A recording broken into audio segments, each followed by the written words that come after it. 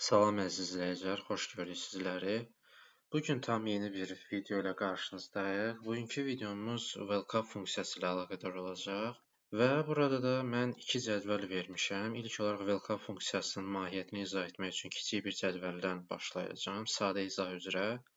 İkinci bir cədvəl isə real satışlara əsaslanan bir cədvəldir. Və burada da welcome funksiyasını tətbiq edəcəm. İlk olaraq başlayaq birinci cədvəldən. Welcome funksiyası ilk olaraq onu deyim ki, bir axtarış funksiyasıdır. Sizin böyük bir cədvəlləriniz ola bilər və orada müəyyən bir dəyərləri tapmaq üçün welcome funksiyası sizə çox kömək edə bilər. Məndə isə kiçik belə bir cədvəl var və burada bu işçilərdən hər hansı birinin maaşını tapmaq istəyirəm. Məsələn, Zaur Kərimov deyək və bura bunu kopyalayıb copy-paste etdik və bu şəxsin maaşı bizə lazımdır. Bunun üçün maaş xanasının yanındakı xananı seçirik və welcome funksiyasını bura qeyd edirik, welcome və tabı klik edirik, avtomatik olaraq gəlir və burada axtardığımız dəyər Zaur Kərimovdur. Vergül işarəsi, çünki məndə aralayıcı vergüldür. Ola bilər sizin kompüterinizdə nöqtəli vergül olsun. Onu seçə bilərsiniz. Axtardığımız dəyəri biz bu cədvəldə axtaracağıq. Cədvəli tam olaraq seçdik və yenidən vergül işarəsi qoyuruq. Əsas nöqtə isə burada gəlir. Bizdə maaş sütunu 4-cü sütunda yerləşir. Baxın, cədvəl 4 sütundan ibarətdir. 1, 2, 3 və 4-cü sütun. Maaş cədvəli isə D sütununda, yəni 4-cü sütunda yerləşdiyi üçün biz burada 4 rəqəmini qeyd edirik. Bir daha vergül qoyuruq və burada iki seçim çıxır, true və false. Biz həmişə false seçməliyik, çünki bizə tam dəyər və düzgün bir dəyər, doğru dəyər lazımdır, yəni exact match. Buna görə də false da yaza bilərsiniz, amma adətən burada 0 qeyd olunur. 0 false-a bərabərdir və daha dəqiq sizə dəyəri vermək üçündür. Mötərizəni bağlayırıq və enter klik edirik. Gördüyünüz kimi Zaur Kərimovun maaşı bizə tam olaraq doğru bir şəkildə verilmişdir. 1400 manat təşkil edir. Deyək ki, sizdə başqa bir şəxslərin maaşlarını tapmaq istəyirsiniz. Adları bir-bir bura yazıb, onlar üçün welcome funksiyası tətbiq edə bilərsiniz, amma bu sizə biraz uzun başa gələcək və vaxt aparıcı bir şeydir. Bunun üçün də data validationu biz bu işin içinə tətbiq edə bilərik. Bunun üçün nə edirik? Ad hissəsinə Zaur Kərimov qalır və bura biz yuxarıdan data tabına gəlirik. Burada data validation var. Və buna klik edirik və burada gördüyünüz kimi bir pəncərə çıxır və pəncərədə burada seçimlər var. Biz burada list pəncərəsini, seçimini seçirik daha doğrusu.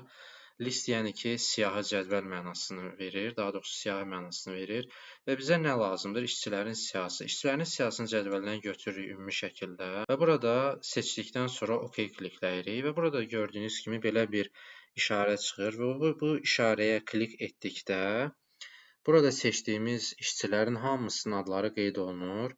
İstənilən bir işçini seçə bilərsiniz maaşını görmək üçün. Məsələn üçün, Günel Həsənova seçdikdə avtomatik olaraq maaş burada qeyd olunur. Çünki welcome funksiyası bura artıq tətbiq olunub və buna görə də ikinci dəfə, üçüncü dəfə, dördüncü dəfə siz əlavə yazmağınıza ehtiyac yoxdur. Sadəcə bir kliklə şəxsin adını seçdikdə maaş avtomatik olaraq burada qeyd olunur.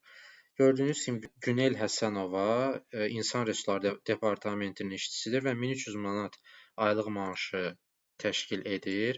Digər bir işçi, məsələn, Zaur Kərimov az öncə hesabladığımız 1400 manat, Kamran Rzayev 1900 manat olduğu kimi və beləliklə siz bütün işçilərin burada maaşlarını görə bilərsiniz. Əgər bunu yoxlamaq istəyirsinizsə, videonu bir anlığa durdurub öz kompüterinizdə və yaxud da öz cədvəlinizdə bu funksiyanı tətbiq edib baxa bilərsiniz. Daha sonra isə videoya davam edə bilərsiniz. Bu isə aydındır və welcome funksiyası əslində elə bir çətin bir funksiya deyil. Sadəcə gördüyünüz bu addımlardan ibarətdir.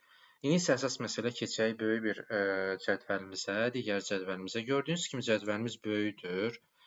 Və burada gördüyünüz kimi təxminən 201-202 adda fərqli məhsullar var və bunların yanvar ayı üzrə satışları qeyd olunub və satışlardan gələn cəmi dəyərləri hesablanıb. Deyək ki, sizin də belə bir cədvəliniz var və rəhbərlik sizdən müəyyən məhsulların aylıq sayını, satış sayını və onların satışından gələn cəmi qiyməti öyrənmək istəyir və sizdən bunu hesablamağınızı tələb edir. Bunun üçün nə edə bilərsiniz? Seçilən məhsullar deyək ki, budur. Mənim qarşıma bu tapşırıq qoyulub və mən bunları yerinə yetirməliyəm. Nə edə bilərik? Yenidən say hissəsində welcome funksiyası tətbiq edə bilərik və bunu tətbiq etdikdən sonra axtardığımız dəyər burada Pepsi Max 1 litrlik olacaq. Yenidən nə edirik? Bu cədvəli seçirik. Cədvəl uzundur deyə birbaşa belə bir klik etməklə biz bunu seçə bilərik. Bunun üçün də siz nə edə bilərsiniz?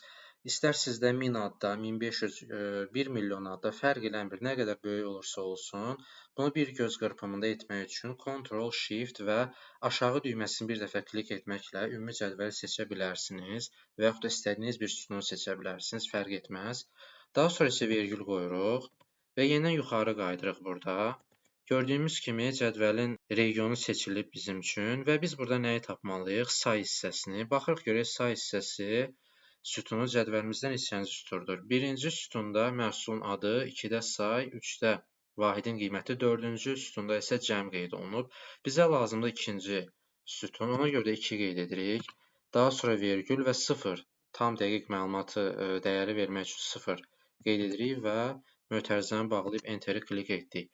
Gördüyünüz kimi Pepsi ay ərzində 100 ədəd satılıb və digərlərini də tapmaq üçün siz hər birini ayrılıqda dediyim kimi VLK funksiyası tətbiq etməyinizə daha doğrusu ehtiyac yoxdur. Bu böyük bir vaxt itkisidir. Bunun üçün nə edirsiniz? Kənarda, xananın kənarında kiçik bir kvadrat işarəsi var. Onun üzərinə basaraq mausla aşağı doğru sürüşdürürsünüz və avtomatik burada da gördüyünüz kimi bütün xanalara tətbiq olundu satış sayı.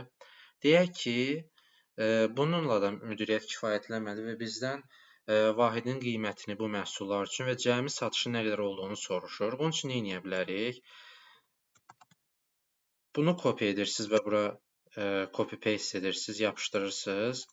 Vahidin qiymətini tapmaq üçün yenidən siz VLK funksiyası edə bilərsiniz burada və yenidən Pepsi Max ilk olaraq budur, bizim axtardığımız dəyər. Daha sonra isə cədvəli bir daha seçirik. Və yenidən gəlirik bura. Artıq burada vahidin qiyməti neçənci sütundur və 3-cü sütun, C sütunudur. Bunun üçün də biz 3 rəqəmini qeyd edirik. Vergül və 0 dəqiq bir dəyər verməsi üçün və Enter-i klik etdik. 1 manat 4 qəpik təşkil edir vahidin qiyməti Pepsi Max üçün. Aşağı sürüşdürdükdə isə digər məhsullar üçün avtomatik qiymət müəyyən olunmuş olur, gördüyümüz kimi. Cəmi dəyər isə sadə bir hesablama verə bilərsiniz. Məsələn, 100 vurulsun vahidin qiyməti burada və Enter. Və bunu da aşağı sürüşdürdükdə cəmi dəyəri burada görmüş oluruq. Beləliklə siz cədvəliniz nə qədər uzun olur olsun, nə qədər qarışıq olur olsun, siz VLK funksiyası təyin etməklə sadə bir şəkildə bizə lazım olan məlumatları tapıb təqdim edə bilərik. Bunun üçün də dediyim kimi VLK funksiyası axtarış funksiyasıdır və böyük cədvəllərlə işləmək üçün həqiqətən də bizə çox yardımcı olur. Videomuzun sonuna gəldik. Ümid edirəm ki, faydalı oldu. Əgər hər hansı bir sualınız olarsa, şərh bölməsində qeyd edə bilərsiniz. Və videonu bəyəndinizsə, like etməyi və kanala abunə olmağı unutmayın. İzlədiyiniz üçün təşəkkür edirəm.